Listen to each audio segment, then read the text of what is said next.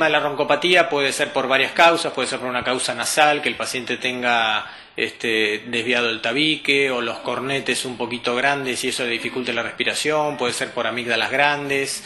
puede ser por a lo mejor paladar blando muy laxo, por úvula larga, y hay otras causas más generales como puede ser sobrepeso, cuello corto, el hábito a lo mejor de un paciente